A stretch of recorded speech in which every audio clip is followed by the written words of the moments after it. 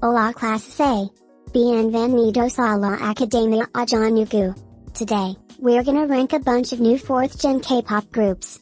I did this last year in May, so I'm gonna include some groups that debuted after that video in 2022 and of course, some 2023 rookies.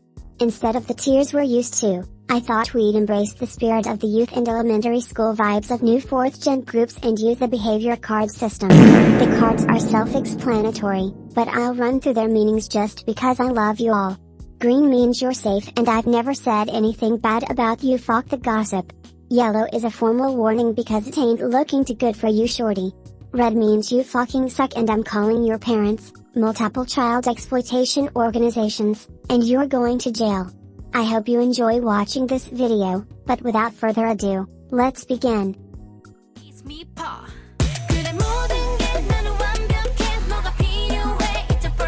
I don't know how to pronounce their name and I do not care because they are on red. You have one song out and managed to already earn a phone call home and pending expulsion for cheating. Cheating, you ask? Yes. These young women were caught looking at the papers of S and newjeans during an exam, and still somehow earned the lowest score in class. It was all going fine. They took the effortless cool concept those two groups were using and made it quirky. But all of that went out the window because they couldn't help but start trapping. Mind you, it's banned from a Janagu Academy. Hope it was worth it.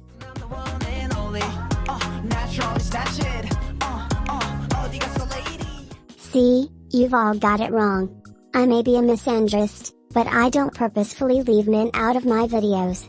You people will ask me what about this boy group that nobody gives a fuck about, and I have to ask you the same question, because literally what about them? You all hype up these random ass boy groups who only know how to make the same 4 songs and wonder why I'm mean to them and then get mad at me because they suck. There's a reason why a Janagu Academy is a girls only institution. Because the men of K-pop are making shit music. But there was hope for boynextdoor, or boy jeans as we affectionately called them. We didn't know just how bad things would soon become. Let's start with a vocabulary lesson. Boynextdoor. Defined as unassuming in appearance and behavior, introverted, quiet, and in some cases, extremely shy. Meanwhile they are shouting on the track, horribly at that. Ever heard of a note? Find it for me. Another definition reads, if you refer to someone as the boy next door or the girl next door, you mean that they are pleasant, respectable, and likable. Can't say I feel any of these things towards those little boys.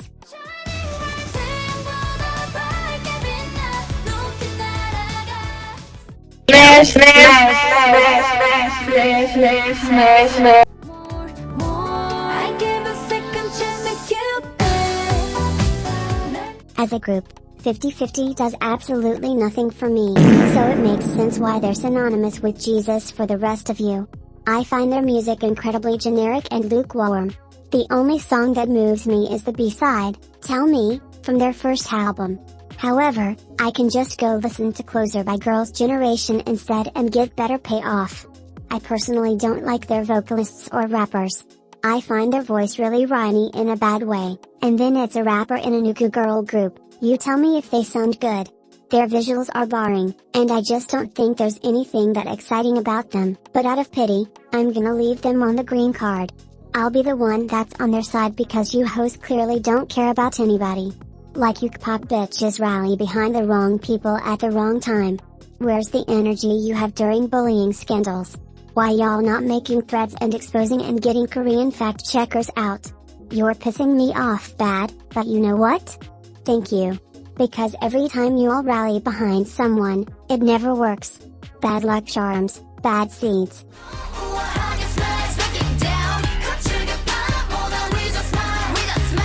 I think SM Entertainment should stop debuting groups and dissolve completely. Like fuck the legacy, fuck the BoA employment, fuck aespa, and fuck the foundation of K-pop because you have completely tookied on what you built. We didn't care when it was the men. Nobody cares about the Super Juniors, NCTs, EXOs and Chinese of the world to be honest. But when it comes to the women, you better get shit right and tight. And unfortunately, Got the Beat was the worst shit ever. You have some of the best vocalists, dancers, and performers in all of K-pop in one group, yet, they're no better than Everglow. In fact, I can give Everglow their 6.5s when it comes to Dun Dun, but I can't find it in my heart to give Got the Beat anything higher than a 0.01. Wendy, Kyo, Taeyeon. I expected this from you. But Boa, Karina, Winter, and especially Seulgi, your behavior is deplorable and completely unacceptable. I've never been so upset at another woman. It warrants a phone call home, but I blew it up.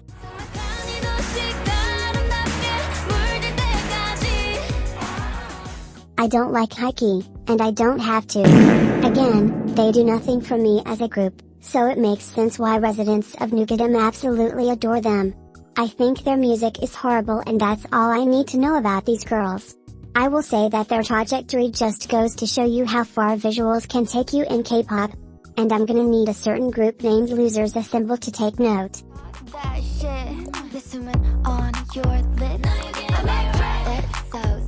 People rejected my message regarding Kiss of Life. They hated Jesus because he told the truth. This situation is no different. I knew what we were getting into the moment you all said they disbanded amazing, show-stopping girl group, Hot Issue, for them. Became even more terrible when y'all said one of the girls was from YG. It went from worse to worser when y'all said she said the N-word. Like, why we even here? The group is being held together by the fact that Natty is in the group and actually made a good song. Outside of that, I don't have much to say about the group. Congrats on being adults, I'll give you pretty girls that. But in #myworld, they would replace Gary with Natty, and this Kiss of Life group wouldn't have a breath of air in their system.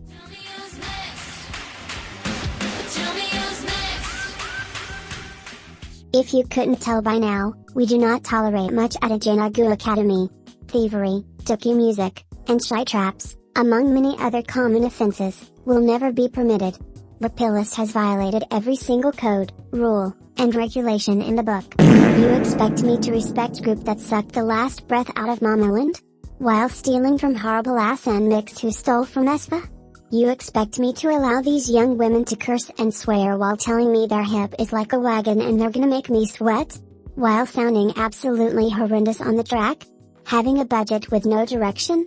You might as well be XG, daycare version, before they hit big.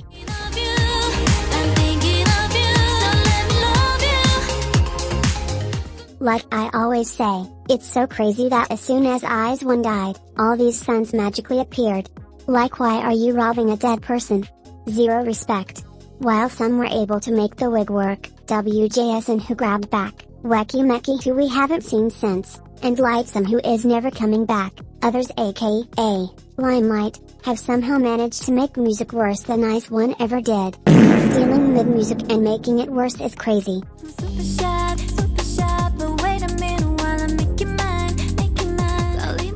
Had I made this video like 20 days earlier, their fate might have been different. I would have sang the praises of those girls. But the back-to-back disappointment that was aespa, ETA with those horrible ass clown horns, and whatever that other song was, me and these middle schoolers got beef.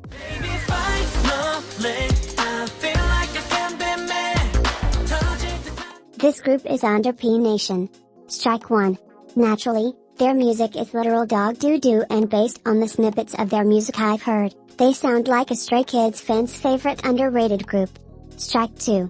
But they scored a home run with me with Kick It For Now. Do I stream this song? No. Can I hum the melody? No. Do I possess any knowledge about this song? No. But they made an inoffensive new jack swing track, and actually committed to the concept by making all those 90s gay pop music show promos. Therefore, they're the greatest boy group of all time. I don't know what to tell you.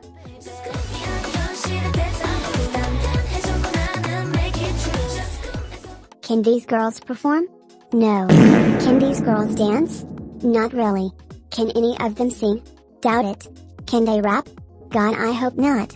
Is the mixing on their songs ever any good? Absolutely not. Do they have a budget? Somehow. Are their fans fucking annoying? Well, yes. Are they destroying the planet with NFTs? Yup. Did they vocal fish y'all on Acid Demons from Hell's debut? Yes, and we freaking love you Adora for making that song good. Will they go up? Never. But they gave us crystal eyes, colorful, and gel all. Therefore, We look past all the bad and give them their 6.5s. Thank God I'm fly. Thank God I'm fly. It's amazing what a budget, creative direction, and an identity drenched in black culture will do for you.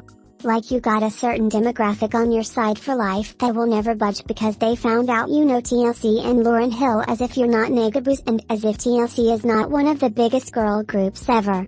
Okay, I know Girls' Generation and Twice, where's my Inkageo stage bitch? Anyway.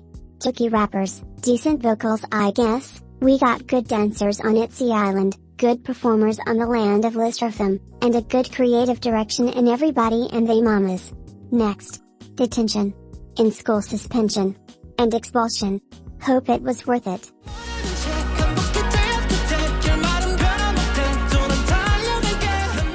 Despite being forgettable because I don't give a fuck about these niggas, I have to give zr bitches their tins where tins are freaking due. They make gay people music in a way that would speak to me, not you all, and you know what, that representation matters. However, as a feminist, and kpop, I know that in my heart of hearts, it would be wrong and not very girl's girl of me if I let them stay on green. Therefore, points taken off for stealing from Kepler's fund and having a better concept and sound and team than these beautiful young ladies. Go to hell. Anyway my pretties, that's all. Final card colors are non-negotiable and I'm right and unbiased. Bye.